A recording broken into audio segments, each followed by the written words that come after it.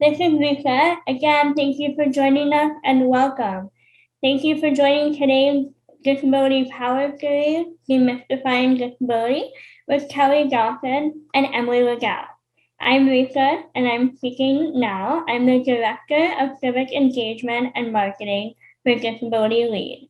My pronouns are she, her, and hers, and an image description of me is that I am a brown woman with dark brown, long, straightened hair today. I'm wearing an orange jumpsuit. In my virtual background appears the Disability Lead logo, which is a one-line typeface made up of text that reads Disability Lead, and the key in disability is a plus sign made up of our three distinct colors of orange, fuchsia, and purple, all coming together. The plus sign symbolizes the positive impact that people with disabilities have in leadership roles and the importance of intersectional perspectives coming together as one. Also included in the virtual background is a pattern of disruption, which symbolizes our amazing network of positive disruptors, all people with disabilities who are using our power to create an equitable and inclusive society.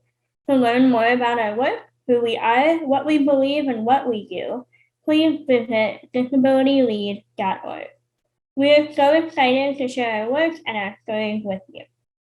Ahead of today's event, we sent out a guide to access the key accessibility features in Zoom, and we have CART captioning, ASL interpretation, and Spanish translation available today. If you have any challenges accessing these features, please connect with us via chat box. My colleagues and I will be monitoring and responding. Thank you everyone for joining this afternoon, including so many Disability Lead members and those who donated to support the accessibility of this program. We will be recording and sharing this event on our channel and on the website in the next few weeks. If you are a person with a disability living in the Chicago region and are interested in joining our community, please visit disabilitylead.org/apply to become a member or a fellow, as our 2023 Institute application will be opening in the next month. All participants are in attendee mode only today, but we encourage you to engage with us, and if you want to go to the next slide, with us via social media using the hashtag #WeAreDisabilityLead and hashtag Power, Influence, and Change. We have compiled many great questions from you all in advance, and I will be asking many of them as time allows, alongside any questions that come in live. Our Facebook is at We Are Dis Lead. Our LinkedIn is at Disability Lead. Our Twitter is at We Are Dis Lead, and we primarily use the hashtag We Are Disability Lead, with the secondary hashtag being Power, Influence, Change. With that, we can go ahead and stop sharing the slides and go on to our program. Today, we all have the honor of basically being a fly on the wall for the discussion between two artists, writer, friend, advocate, Emily and Kelly. I'm not going to read their full bios since that was shared in advance, but they are impressive speakers, and I really want to just turn it over to them for the next 35 minutes or so. And to kick off the conversation as they come on screen to join me, I'm going to ask the first couple of questions. So Emily and Kelly, when you're ready to come on screen, please join me. Awesome. Hello, Emily. Hello, Kelly. To get us started, I'm going to ask a question, and alongside an intro that you'll do of how do you claim power as a disabled person, and why is it important? And then lastly, what does disability leadership mean to you and why? I'm going to go off screen, but you all holler if you need anything. Thank you. Thanks, Risa. Hi, everybody. I will start off by introducing myself and responding to the question, and then turn it over to Kelly, and then we will get right into our conversation. I'm Emily Ladau. I am a disability rights activist, as Risa mentioned, and I'm also the author of the book Demystifying Disability: What to Know, What to Say, and How to Be an Ally. I am a white woman. My hair is brown and pulled to the side in a bun. I've got on black glasses and a pink, white, and green shirt with a blurred background. My pronouns are she, her, and I am so excited to be with you all today. But most importantly, quite honestly, to be in conversation with Kelly, who is one of my in real life very favorite people. And I think that leads me directly to my response about what power looks like for disabled people. And I think that it looks like finding your community and being able to engage authentically with your community. I have felt for so much of my life that I didn't have many peers to confide in when it came to talking about what my life as a disabled woman is like and feeling like I could sit in any kind of power with that. And I feel very lucky that now I have been able to understand that I have a right to take up space, that I have a right to exist as a human being on this planet. And in regard to leadership, I think I still struggle to see myself as a leader because I don't want to put myself in the center or in the middle of anything. But what I know for sure is that I'm not alone in what I'm doing. And that is a very exciting prospect for me. And the power that I feel in being able to know there are people who will say, I've got your back. I understand your experiences. I am in this work with you is honestly, I don't even quite know how to articulate how important that is to me. It is maybe one of the most important things to me in the whole world. And I want to pass it off to Kelly to, share your thoughts Oh on my that. goodness. Well, hi everyone. I like to say hello, Chicago. I've never been to Chicago, but I've always wanted to go. um, First, let me start with my descriptions and my pronouns. So my pronouns are she, her. I am a mixed race woman, but I pass as white. I have black hair that's down, and I'm wearing a blue and white dress with white flowers. Um, Emily, first of all, I said to you, I love having you around. I listen to you, and I hear your wisdom on a regular basis, and it helps me to be a better individual and to also stand in my power as a disabled woman. For me, I would say that my power is really in standing in my truth and seeing my truth as a viable reality. I feel that as a disabled person, a lot of the times either we're spoken for or we are told what our reality is. And I think just in the day-to-day, there's such power in being like, well, actually, I can speak for myself. And actually, I know exactly what I'm feeling and how I'm interacting with the world. And even if the people around you don't necessarily understand that, understanding that for yourself is powerful. Yeah. And really, Emily, I would say that you were the one who gave me the grace to really start to stand in that in the 3 or so years that we've gotten to know each other. For those who don't know, Emily was part of one of the first stories that I wrote that publicly shared my disability. So that was 3 years ago now, which is wild to think about. And because of the conversations that we had for that story that led to an offline friendship where we could discuss more about our experiences, I was like, oh, okay, so this is what it's like to have a friend who knows exactly what it feels like to have a physical disability and to exist in the world. That's why I was a little bit at a loss for words before, because this is not just, us having a conversation for an event. It's really us continuing the conversations that we always have. And I feel like there is so much real emotion that I am trying to hold when it comes to the value of having someone who says, I see you, I understand you, and you are powerful as you are, because the world is not sending you those messages every day, especially not in light of the pandemic, where I feel constantly vulnerable and exposed and more at risk than I usually do as a disabled woman. And to be able to come home at the end of the day, for a lack of a better way to phrase it, and know that there are people who say, I am also really tired sometimes. Yeah. What you are feeling is really valid. Mm-hmm.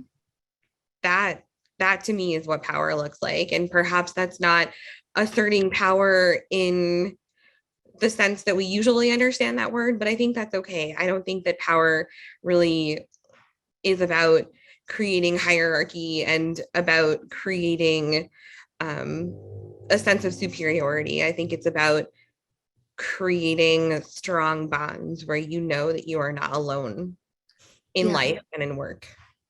Yeah, I mean, I would say, you've been a disability advocate since Sesame Street.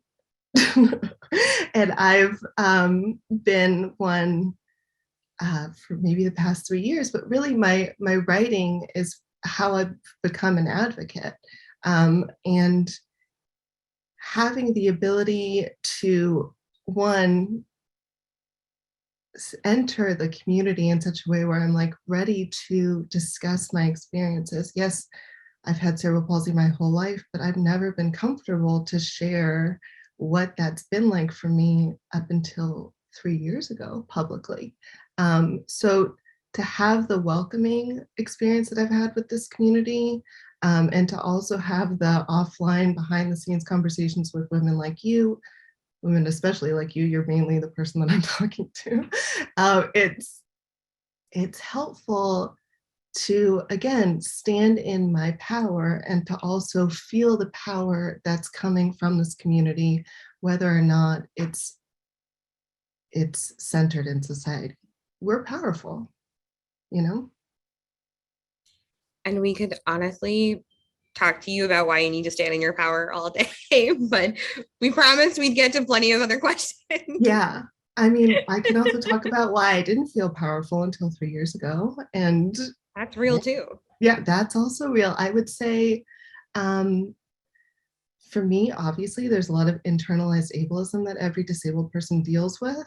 And I was feeling that way. And I also was sort of noticing how the vibe changed, how the tone of the room changed whenever I discussed my disability at work or discussed my disability with people who weren't in my inner circle. So that was nerve-wracking for me. And that sort of told me, oh, people maybe don't want to hear this, or maybe don't think I'm telling the truth. So once I had a little bit more experience and continued to talk about my experiences, and then I met you and other people like you, I was like, oh, okay, so my feelings are valid and I do have something to say, and I'm ready to say it in a more public forum because I know that it's true. And I think that there is a lot of discomfort around talking about disability and also receiving what disabled people have to say about disability, because we don't have a real common grounding in how we think about disability, in how we talk about disability. And that's largely because our experiences are not universal. Mhm. And if you've met one disabled person, you've met one disabled person. So it is a little bit challenging to try to narrow down the scope of an experience that impacts a billion people, Mhm. more than a billion people.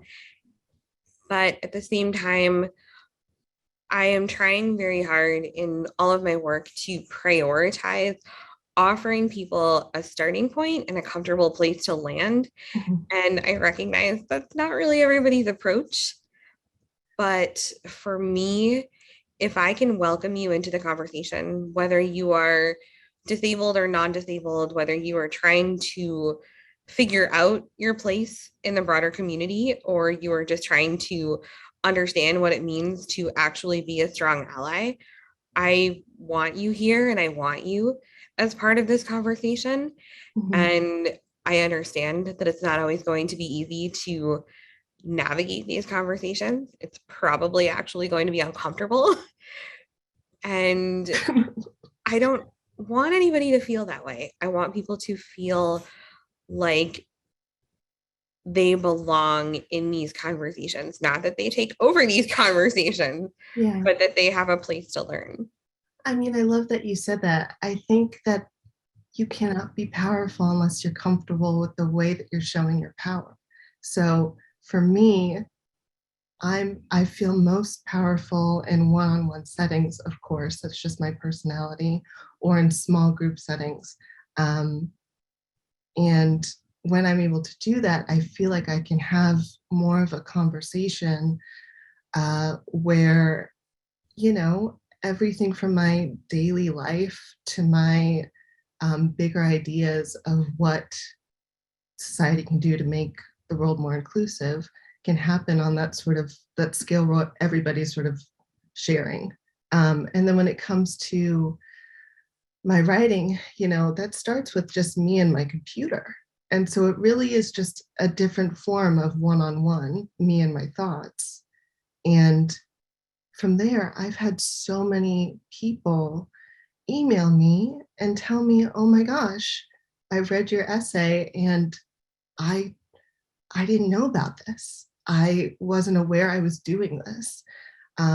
Here's how I think I can do better. And here's some questions I have for you. And then that turns into a one-on-one conversation. So I feel like once you figure out what your groove is and what you figure out, when you figure out, you know, where you can be your best self, um, that's where you can shine and that's where your power can really be felt. And I know that's true for you too, because when you were working on your book, Okay, you had a role in it. you were really trying to convey your thoughts in a way that is, you know, honoring your truth. And I think for both you and I, our truth is doing it in a way that's welcoming, doing it in a way that spurs conversation. And, you know, tell me more about that. Do you feel like I'm onto something here with that? Yeah, absolutely. And also credit where it's due, because the book would not have happened if I hadn't talked to you in the first place so many years ago. So I think for me, my goal with my book was always to create something that's as accessible as possible for people, with the understanding that there's a hesitancy to even engage in disability conversations in the first place. And if we can have a place to begin those conversations, one that is not judgmental and one that is not saying, hey, I'm immediately mad at you because you're not disabled and you just don't get it, then I think we're off and running with a good starting point. That being said, I have to acknowledge that I am only one person, that I am a white woman who communicates verbally, who has a physical disability. And there's no possible way for me to have encompassed every single experience of disability in one book. I tried my best to include as much as I could, but the reality is I'm still learning. I, as a physically disabled white woman, am still trying to understand my role in a broader community and where it is okay for me to take up space and where I need to step back and say, I don't know about this. And it's not my life experience and it's not my identity. And that's okay. And I think there's this assumption that if you are disabled, that or really if you have any marginalized identity, that you are somehow absolved of being a good ally to other people. And that's just not true. And it's something that I'm learning and working on constantly. And I'm trying to model that in a lot of what I've put together with my book. For example, I also worked on a plain language version of the book because I understand that part of allyship means not everybody wants to hear the jargon. You know, not everybody has the cognitive ability to process the jargon, and that's okay. Some people want a more accessible version, and I wanted to offer that to people. And there's a digital version, there's an audio version. And I think about that not because I'm trying to pat myself on the back, but just because I wish that people recognize that there's a lot of valid forms of learning and engaging and being part of this community and being part of this conversation. And you have just as much of a right to take up space as I do. Yeah. I mean, part of having power is knowing when to pass the mic, and knowing which one of the lanes is yours. I think, one of the greatest opportunities so far in my advocacy career has been being the guest editor of Refinery 29's Voices of Disability, where it's literally my job to bring as many voices as possible into the fold of telling these stories. So, invisible disabilities, intellectual disability, I want to bring as many of them as possible into the series so that there's a comprehensive understanding. Again, I've been disabled since birth. I have a different understanding as a woman with a physical disability, and I also am learning. I'm also learning in language, especially given that language is apparently my specialty. I know that I've said things that I shouldn't have said once someone with that disability told me, hey, that's actually not okay. I think the big example of that is using terms like crazy. It's so pervasive in everyday language. And then when, a very kind person told me that that's not okay, the best thing that I could do is say, you're right, I will do better. So yeah, I think the idea of disability as a monolith is just something that we can all work on because it's the case with any identity. It's not a monolith. And I'm glad you brought up language because it seems to be the single biggest thing that I engage with people on when it comes to disability. I often find that I lose people in the first few minutes of a presentation when I say disabled person instead of person with a disability. And then they will stop listening to me because they are now trying to do the calculations in their head of whether what I just said was okay. And they're so hung up on hearing me say the word disabled that they entirely miss a lot of the other points that I'm trying to make. And so I will get through a whole presentation and then someone will say, okay, but why did you say disabled person? And so Well, this is very familiar to me. Yes. And so I have started now trying to head that off immediately by introducing a lot of presentations, depending on the space that I'm in, where I'll say, hey, I'm just going to say up front that language is deeply personal and I choose to use what's known as identity first language. I call myself a disabled woman. you might say that you're a woman with a disability. Mhm. That's cool. And then depending on necessity of providing further context, I might even say, hey, we also need to talk a little bit about euphemisms, because you might have heard that you should say differently abled or person with special needs or something along those lines. And I don't use euphemisms. If somebody else chooses to use them for themselves, I really can't tell them not to. Yeah.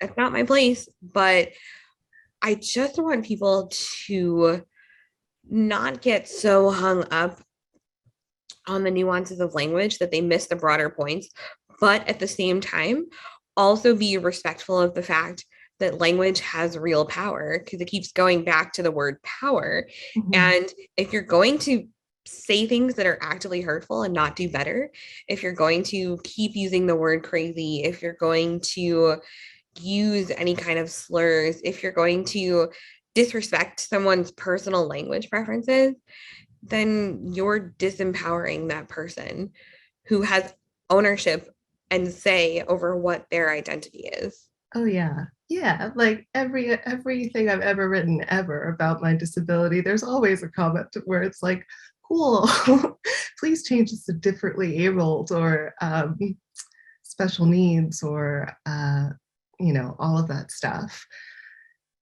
Yeah, I 100% agree with you. I think that obviously conversations need to take place on a deeper level than what's more important than language, especially when a disabled person's telling you this is the language I prefer. Most of the time when I get that pushback, it's from a non-disabled person telling me what it should be. And there are a lot of hoops to jump through when you get from rough draft to published draft. There's a lot of eyes and discussion about differently abled versus disabled versus whatever other euphemism there is. So just know that going into it, that either there's a disabled person on the other side who's already discussed this and knows, okay, I'm preferring this language, or there isn't, and that's when you should comment to the publisher to say like, oh, as a disabled person, I prefer this language. So yeah, I think that, there's so much more that can be said with a conversation about inclusion, about access, about where we go from here when we're 2 years into a pandemic. And I still feel like so much of the conversation is so surface level about not hurting people's feelings, when really whose feelings are being centered in that conversation most of the time. It reminds me of a lot of the conversations that happen within the disability community where we are operating under flawed systems and we are expected to make the best of working within these flawed systems. And I know as we were planning for this event, we were talking a lot about the concepts of like, you can't dismantle the master's house using the master's tools. And we were talking a lot about the concept of power dynamics and the hierarchy that is created, especially within the disability community based on other identities. And I've been thinking a lot about this lately because I feel conflicted a lot of the time. I almost feel like my advocacy is a big paradox because I have to sit in my privilege and acknowledge the fact that it is my privilege that has allowed me to get to where I am and to share my perspectives and my experiences and to have a platform. And I fear that my presence can sometimes become disempowering to other people unintentionally because people will say, oh, look at this very nice white lady, saying things that I find tolerable about disability. So I will listen to her. And even though I see myself and my work as an entry point, I fear in many cases that the bigger points are lost on people because they're just looking for tolerable and they're just looking for palatable and what they can swallow. before they're like, this is too much. I'm going to step back because now you want me to listen to someone who has multiple intersecting marginalized identities, and whoa, this is too much for me. And I've been noticing that way more during the pandemic, that, there are a few people who have kind of risen to the top as spokespeople for the broader disability community. And who are we missing in those conversations? Mhm. And how do I navigate the fact that I have the privilege of a platform, and also I am not the spokesperson for the disability community? And I don't mean to sound like the guilty reflective white lady. I literally mean, like, this is a call to action. I would like everyone on this call to be thinking about the ways in which they occupy places of privilege and marginalization, and sit with that. Yeah. Um, yeah, I totally agree. Again, I'm white passing. I um, tend to think that people listen to me because of that in some ways. I think that, you know, it says a lot about you that you're noticing that you want to do something about that, um, to make sure that the inclusion happens, not only within the disabled community, but within society at large. Um, it's such an interesting conversation to have because I think there's so much give and take here. There's give and take within the disabled community, and then there's give and take in getting the word out. And both things require so much patience and so much camaraderie. And I think it has to start within the community. And just acknowledging that everyone's, again, like we were saying before, everyone's comfort level with their power is different. So, acknowledging that as they express themselves to you, whichever tier in that hierarchy you're on, is a power that we can all have. I just wrote a story for Fast Company about the return to normal being the return to workplaces.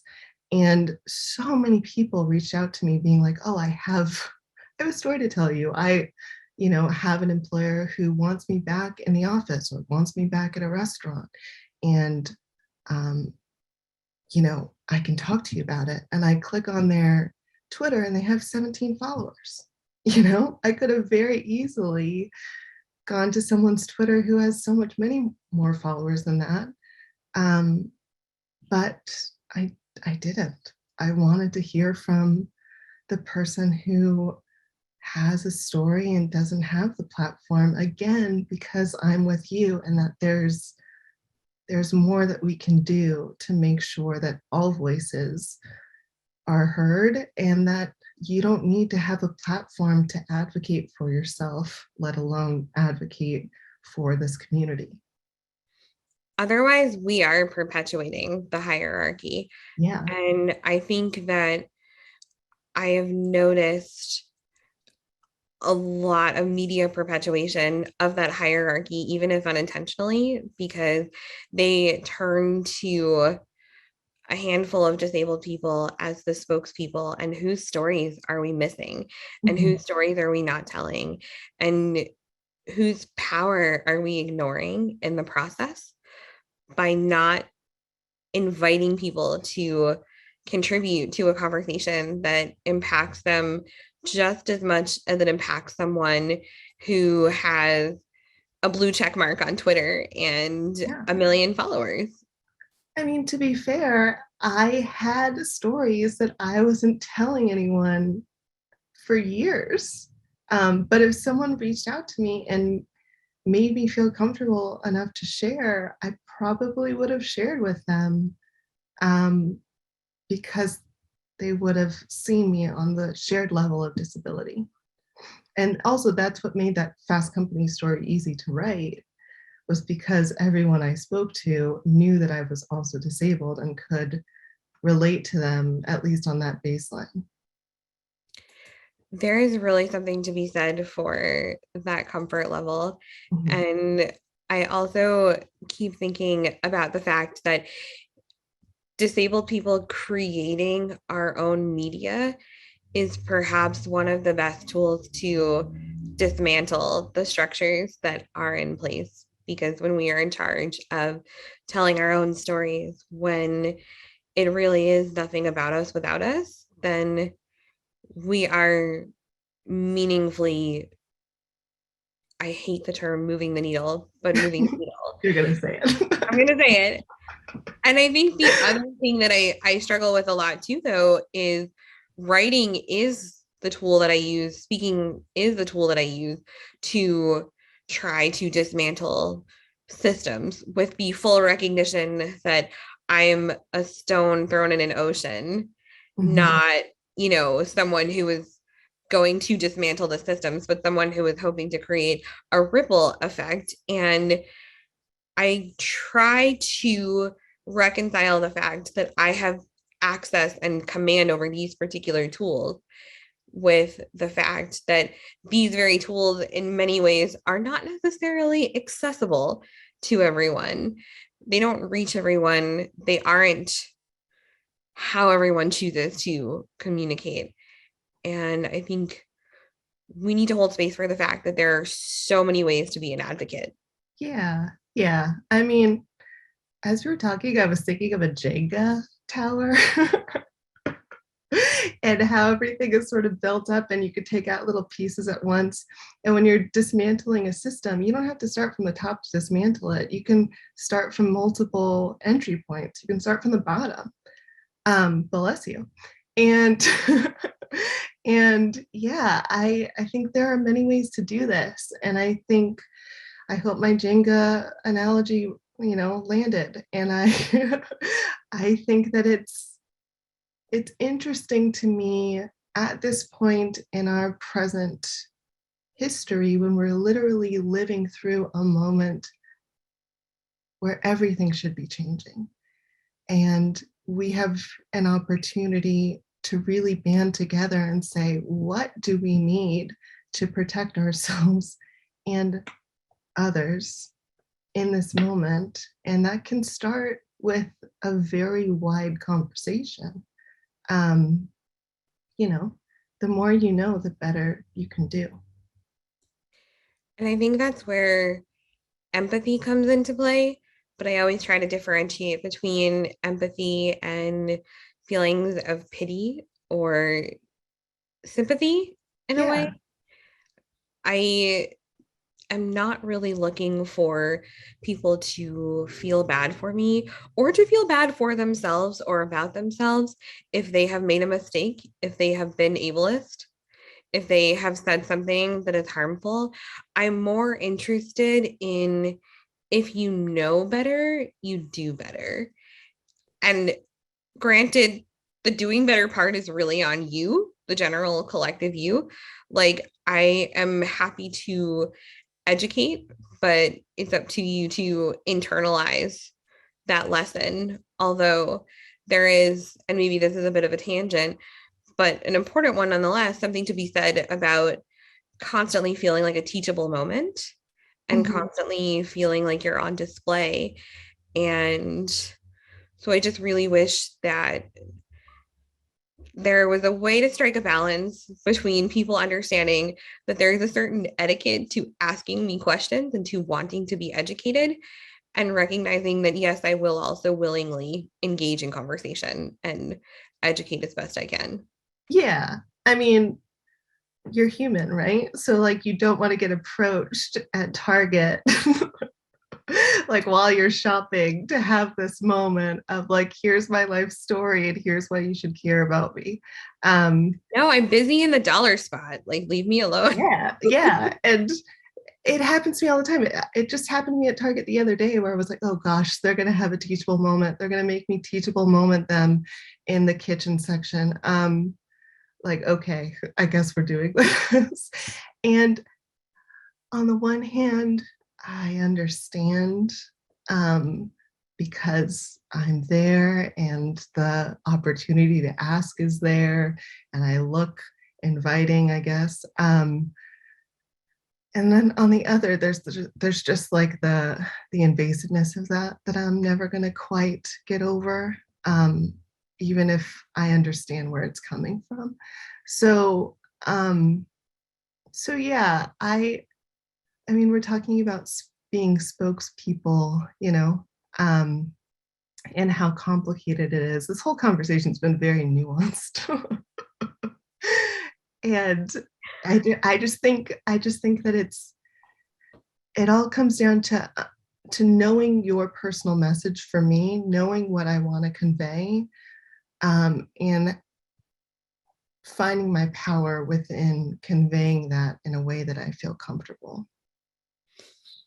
I agree with that. I don't ever want to give carte blanche to everyone to assume that they can ask any disabled person anything they want. Mhm. But I am generally amenable to questions when they're not downright rude. But I was thinking about an old encounter that I had and how to even navigate the etiquette of it. But a parent was walking with their child, I assume, and when I was, rolling past them, the parent said, watch out, she's going really fast, she's going to run you over, like get out of her way, and just yanked me out of the way as if I was not paying attention to where I was going, or yanked their child out of the way as if I was not paying attention to where I was going. And I wrote an article at the time, this was many years ago, about how I'm not going to run your child over, and how a little curiosity can be healthy, and how rather than turning me into a scary monster who's going to hit your baby with my wheelchair, like just say that's how they get around. Yes. And but I think about that now, the way that I wrote the article, was I just giving parents blanket permission to use me as a teachable moment? Was I saying every disabled person is a teachable moment? And someone wrote an article in response to my article saying, you're a stranger, I'm just not going to encourage my child to talk to a stranger. And I was like, also very valid and fair point. So like there is so much nuance to the etiquette here. You got sub-articled. Yeah, I mean, I also recently went for a walk, maybe a year ago, and a mom was with her kid, and the kid saw me and said, "Why is she walking like that?" And the mom said, "She's going for a walk just like us." And I literally was so stunned. I wanted to stop what I was doing and like hug her and give the kid a high five, because it was such a normal, no fuss, by normal I mean no fuss reaction that every disabled person should be given when they're out in public. And yeah, I've also had interactions like the one that you described, and it's tough. Hopefully with all of this though, I think you and I both are able to understand like which interactions should take up space in our minds and which ones are just people who need to learn, or people who whatever. So yeah, for me it's just like, okay, this is bound to happen as we continue this giant conversation about inclusion, unfortunately. And I feel like it's impossible to tie this up nicely with a bow and to say, okay, we're done talking about all of this. But ultimately, for me, this conversation was a reminder that standing or sitting in your truth and in your power is actually a very messy process and a very ongoing process. And I like the rawness of a conversation like this, because it's a reminder to me that no one is done doing the work, and that's okay. I'm not coming to you evolved from the mountaintop being like, I know what I'm doing, I totally got this. I don't think either of us know what we're doing, but I do come to you thinking that you're on the mountaintop. But yeah, obviously I know you and I are learning, and we're growing, and we're open to learning. But sorry, you're one of my closest friends. I think that everything you say is just fantastic wisdom from the Have you heard yourself lately?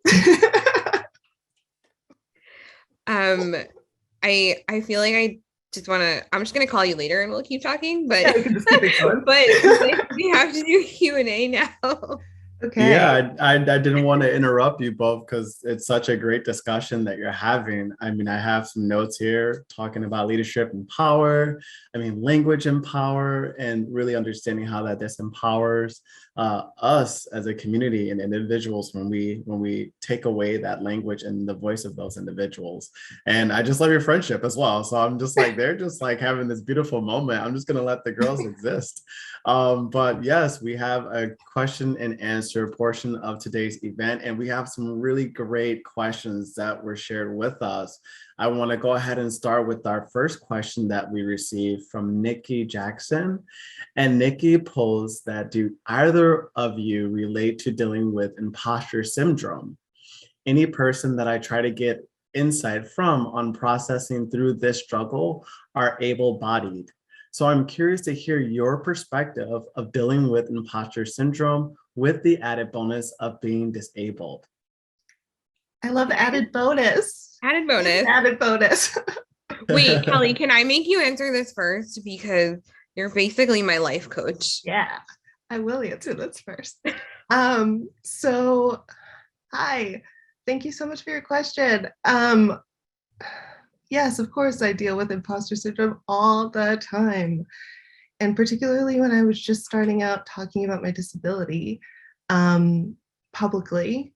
But the first thing that came to mind when I was trying to think back of the many instances I've had imposter syndrome was I went to grad school at the London School of Economics, and I was the only visibly disabled person that I ever came across. And in the first few weeks of that experience, you know, I was tens of thousands of miles away, maybe not tens of thousands, but thousands of miles away from my family. I had no friends there yet. And I was thinking, oh my gosh, what am I doing here?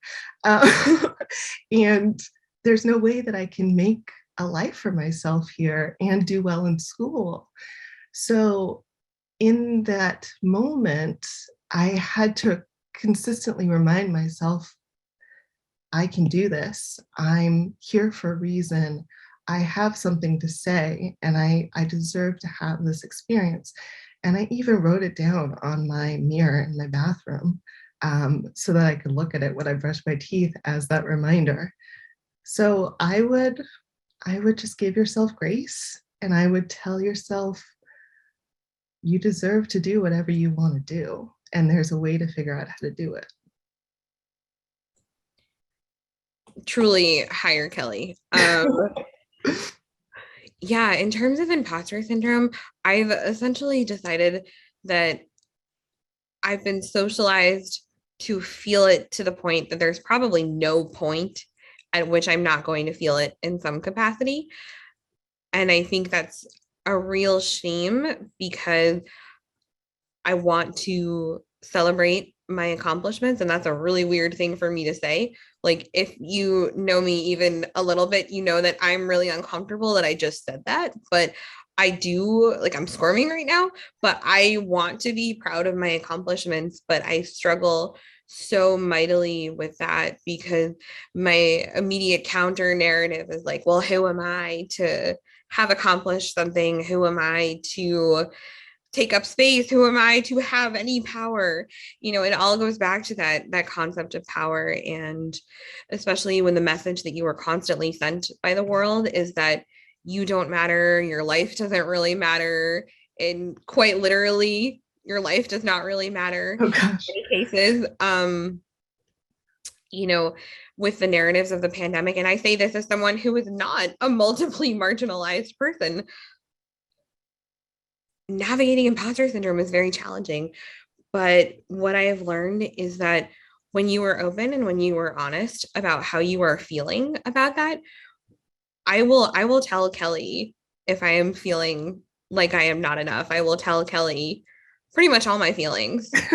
And having someone be like, no, actually, you did a good thing. Like, you're doing good.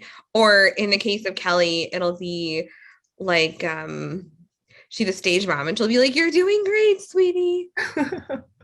Also, like, take naps and have snacks, and that helps with imposter syndrome too. And also, don't be afraid to save a compliment if somebody gives it to you. Like if it's a written compliment, I know this is very silly and maybe not the deep earth-shattering life advice you were hoping for, but I have what I call a smile file, and I screenshot things and I save them if somebody has said something kind. And I, whenever possible, try to contribute to other people's imagined in my head smile files. And it's just a really cool thing when you can go back and look at that kindness. I love that. Yeah. So My next question, and thank you for answering that. I want to make sure I have room to throw more questions at you. But Jay presented a question to us, and she asked, or they asked, how has your racial/ethnic identity influenced your relationship with disability, pride, or power, and/or power? So, my dad is Jamaican. My mom is Filipina and Irish. I am like a walking UN. And there's a lot there, because, I am white passing. And I think when people look at me, they think white, but also there's something happening there. For me, I feel this power along the lines of my connection to my heritage, my connection to the disabled community, and trying to find the places where both can intersect, because I actually really do feel like my life intersects so many different things. So I don't know how to fully answer that question without going into like a 50-minute answer, but I do feel powerful knowing that I am connected to so many different communities across racial lines and, within the disabled community.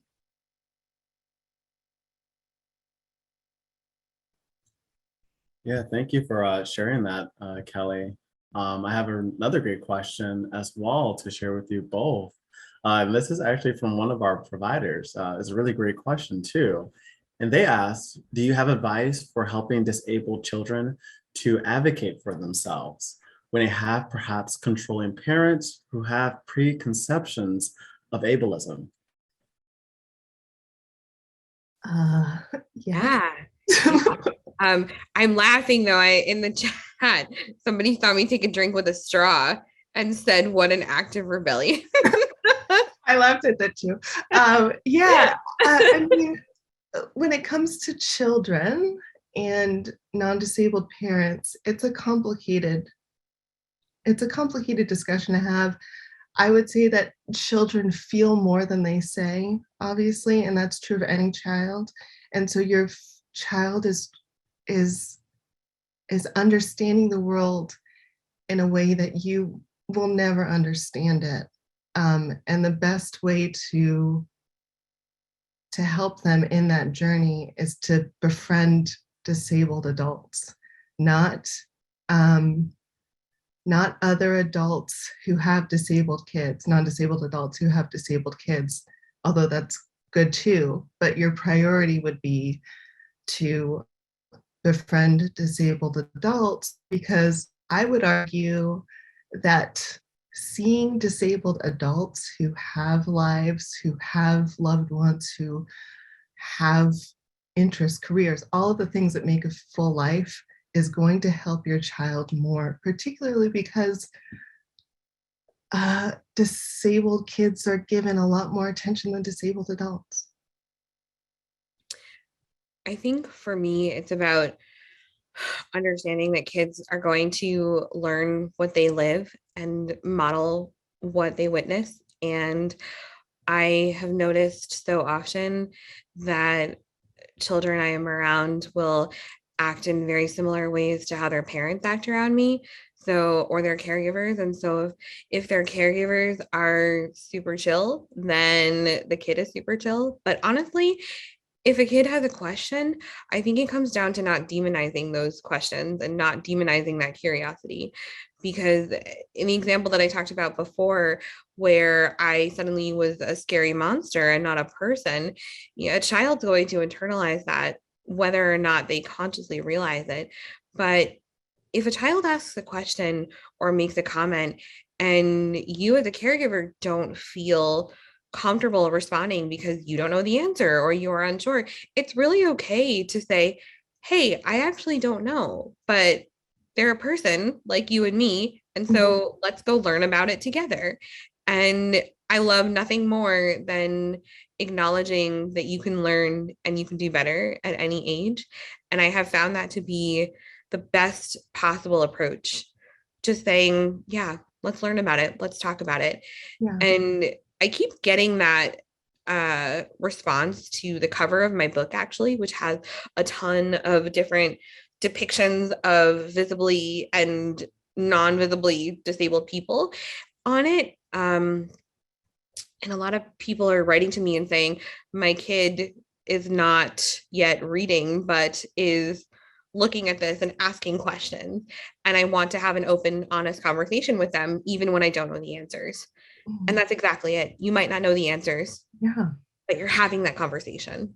And there are ways to find answers because of the internet that are from disabled adults. So even if they're not in your life, they can be in your life virtually and you can find the answers. And again, going back to like getting approached as a disability spokesperson in a supermarket or a Target, I love when kids ask me questions. I will never not be like, oh yes, let me answer your question. Kids deserve to be curious and they deserve to have honest answers, which includes, I don't know.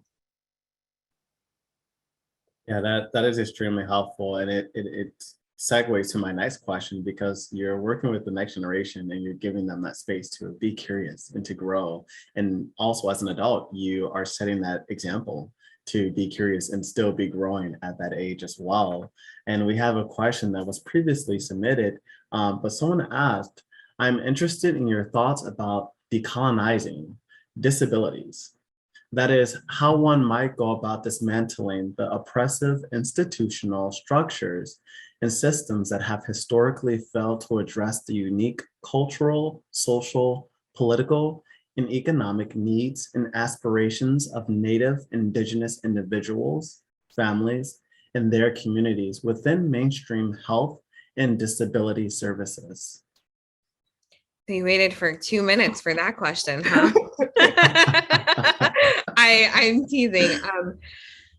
I think it's such an important question, and in a way, I do not feel wholly suited to say that I have any authoritative or definitive answer.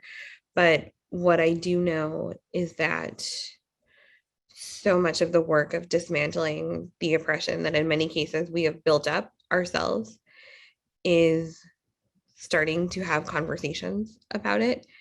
And I don't mean conversations where we are talking over one another, but I use the metaphor of a table a lot, of asking who's at the table, but I don't think that goes far enough.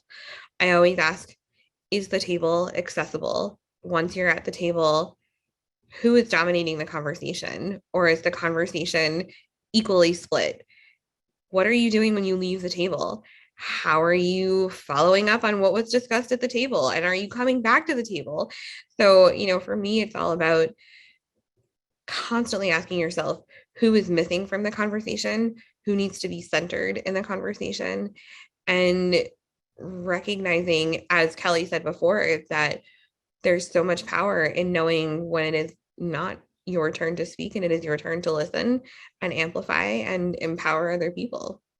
Yeah, and I would add to that, that if that is you, if this is a passion that you have and it bugs you, a lot of advocacy is like, this bugs me, I'm going to say something about it and try to make it right. If that's you, give yourself the power to do something about it and find the community you need, to start the work.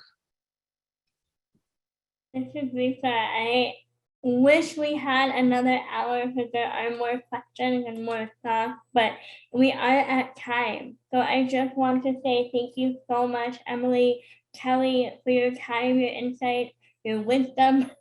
Make sure all of you in the audience can pick up a copy of Emily's Demystifying Disability and check out Kelly's work, including that fabulous new article around returning to normal. Thank you all for your support of this program and our Disability Power Series. Before we conclude, just a couple of quick things. If you would like to continue to see disability leads with youth accessible events like these, consider contributing at disabilityleads.org/donate. Finally, please stay engaged with us. Follow us on social media, Facebook, Twitter, LinkedIn, and to learn more about our work, check out our website. And we will be hosting more Disability Power Series throughout the year. With that, thank you again and good night. Thank you so much. Bye.